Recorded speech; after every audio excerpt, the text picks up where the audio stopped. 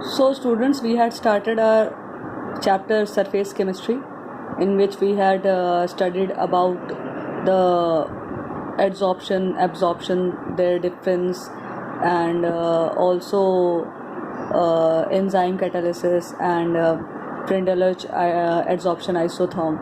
Okay, so now we are going to start with our next topic, which is adsorption theory of heterogeneous catalysis. Okay, we had studied about heterogeneous and homogeneous catalysis also, so now we will study about the adsorption theory of heterogeneous catalysis. This theory basically explains the mechanism of heterogeneous catalysis. The old theory known as adsorption theory of catalysis was that the reactants in gaseous state or in solutions are adsorbed on the surface of the solid catalyst. The increase in the concentration of the reactants on the surface increases the rate of reaction. Adsorption being an exothermic process, the heat of adsorption is utilized in enhancing the rate of the reaction. Okay, so the catalytic action can be explained in terms of the intermediate compound formation also, and the modern adsorption theory is the combination of intermediate compound formation theory and the old adsorption theory.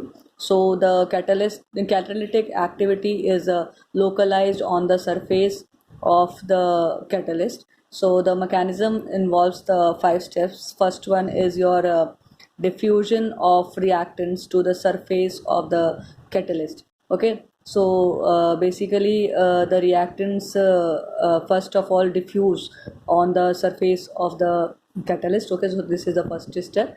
Next step is adsorption of reactant molecules on the surface of the catalyst. Okay, so when the reactants diffuse on the surface of the catalyst, the second step is they get adsorbed on the surface of the catalyst. Okay, and the third one is occurrence of chemical reaction on the catalyst surface through formation of an intermediate. Okay, so when the reactants get adsorbed on the surface of the catalyst, then they react among themselves, and they form, first of all they form an intermediate, and that intermediate is not very much stable. That is why it is not long lasting, so it easily gets converted into product. Okay, so the reaction occurs at the surface of the catalyst only.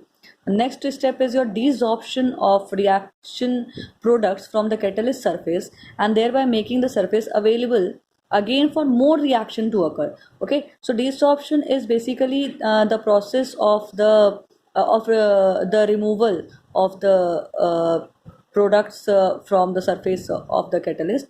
Okay, so when the reaction takes place, after that when the products is formed, then that products leave the surface of the catalyst, so that the space is available for more reaction to occur. Okay, so that process is known as desorption. Desorption is basically the process of the removal of the reactant products from the catalyst surface. Your last step in this is your diffusion of reaction products away from the catalyst surface. Okay, so in that case the reaction products move away from the catalyst surface.